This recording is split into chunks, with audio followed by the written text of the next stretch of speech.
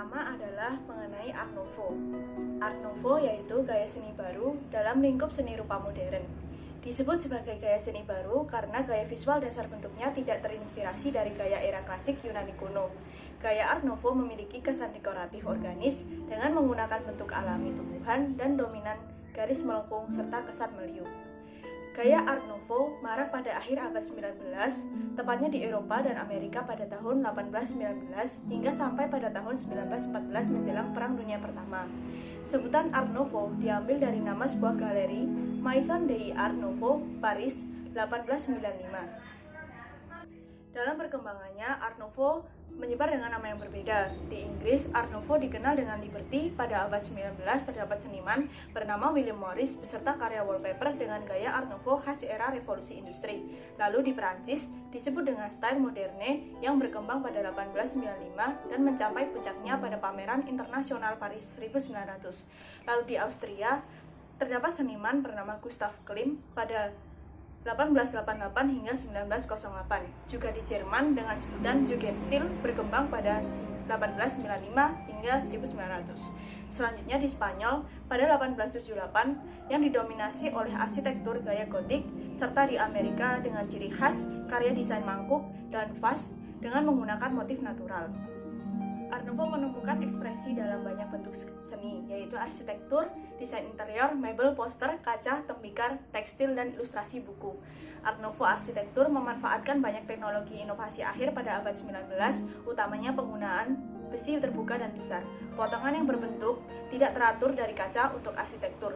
Pada awal Perang Dunia Pertama, sifat bergaya Art Nouveau desain yang tergolong sebagai produk yang mahal mulai digantikan dengan gaya yang lebih simpel dan ramping serta memiliki bentuk yang bersudut sehingga memiliki kesan modern, yaitu Art Deco. Dengan begitu, berakhirlah periode gaya Art Nouveau. Di sini saya akan menjelaskan tentang Gustav Klimt. Gustav Klimt adalah seorang seniman terkenal yang menjadi pelopor dalam perkembangan seni Art Nouveau yang ada di Austria. Dia lahir di Wina pada tahun 1862 dan berasal dari keluarga menengah bawah asal Moravia. Dalam karirnya, ia tercatat mendirikan sebuah studio bersama ayah dan adiknya, Ernst Klimt dan Franz Marx. Ketiganya ini sangat diapresiasi dalam desain interior khususnya teater. Dan sepanjang karirnya tercatat bahwa Gustav Klimt ini pernah menyelesaikan sebuah lukisan yang hampir mendekati lukisan potret. Dan pada tahun 1867 ia kembali ke publik dan mendirikan Vienna Secession, yaitu sekelompok pelukis yang memberontak terhadap seni akademis dan menyukai gaya-gaya yang lebih dekoratif dan sangat mirip dengan Art Nouveau. Gustav Klimt ini sudah menerbitkan karya-karya yang cukup terkenal. Salah satunya adalah The Kiss yang diterbitkan pada tahun 1908, dan lukisan ini bernuansa dominan emas, tampak dengan sepasang kekasih yang sedang berpelukan. Lalu ada juga Beethoven Frieze pada tahun 1902 yang menggambarkan perjuangan yang dihadapi manusia sepanjang hidup dan diikuti oleh kebahagiaan yang ditemukan dalam seni halus. Kemudian ada The Three Ages of Women pada tahun 1905, yaitu lukisan alegoris yang menggambarkan 3 wanita dalam berbagai tahap kehidupan dari bayi hingga wanita tua.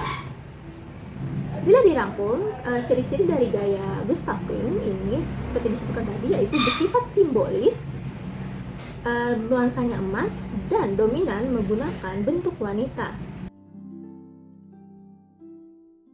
Alphonse Mucha adalah seniman sentral dalam gaya Art Nouveau yang sedang berkembang pada saat itu. Ia juga dikenal sebagai ilustrator dan pelukis pada tanggal 24 Juli 1860 sampai 14 Juli 1939 di Ceko. Dia paling dikenal karena poster drama Art Nouveau yang dipentaskan di Paris. Ia menampilkan Sarah Bernhardt, salah satu aktor terhebat sepanjang masa, di poster tersebut.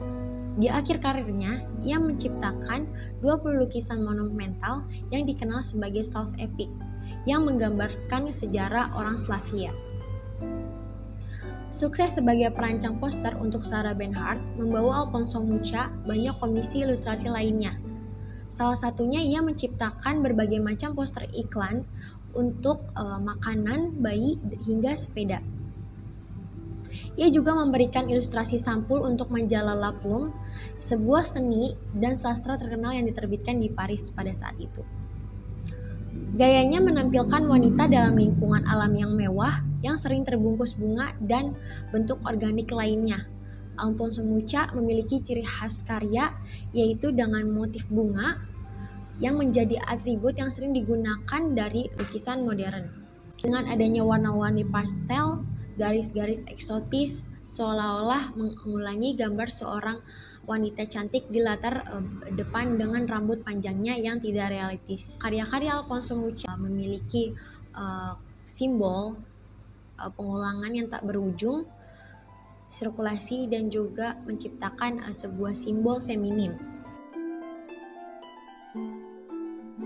Victor Horta lahir di Gent, Belgia pada 6 Januari 1861. Ayahnya adalah seorang ahli pembuat sepatu. Seperti yang Horta ingat, menganggap keahlian sebagai bentuk seni yang tinggi, Horta muda mulai belajar musik di Royal Conservatory of Gent.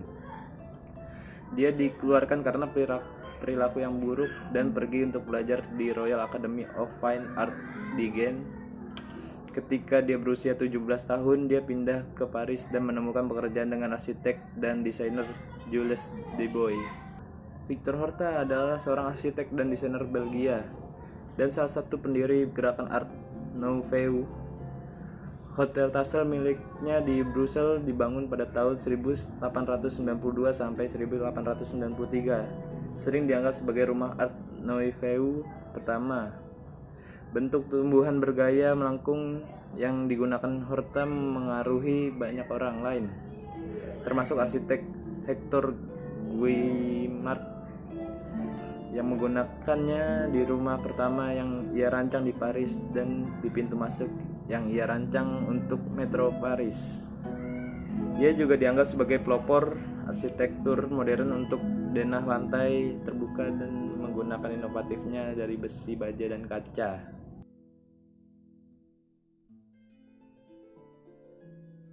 Seniman selanjutnya adalah Charles Rennie Mackintosh. Adalah salah satu pemikir dan pengembang Art Nouveau terkemuka Inggris yang lahir pada 7 Juni 1868, meninggalkan kesan abadi dalam seni arsitektur. Mackintosh menonjol di tingkat internasional dengan gaya desainnya yang dikenal dengan Mackintosh Rose. Beliau meninggalkan warisan terkenal arsitektur berupa sekolah Glasgow yang terinspirasi ide-ide desain Jepang yang dibawa oleh insinyur Pelaut Timur. Beliau menggunakan pengaruh modernisme dengan tujuan fungsional dan praktis, juga menenangkan dan organik. Contoh karyanya adalah gambar perspektif tinta, juga desain rumah untuk seorang pecinta seni dengan meneliti kolaborasi antara seni dan arsitektur. Karakteristik gaya Art Nouveau. Yang pertama, ada garis melengkung, dekoratif, dan detail yang sering mengikuti pola alam atau tumbuhan. Yang kedua, tema karya seni yang terinspirasi dari alam seperti tumbuhan, hewan, bunga, dan lainnya yang bersifat organik dan natural.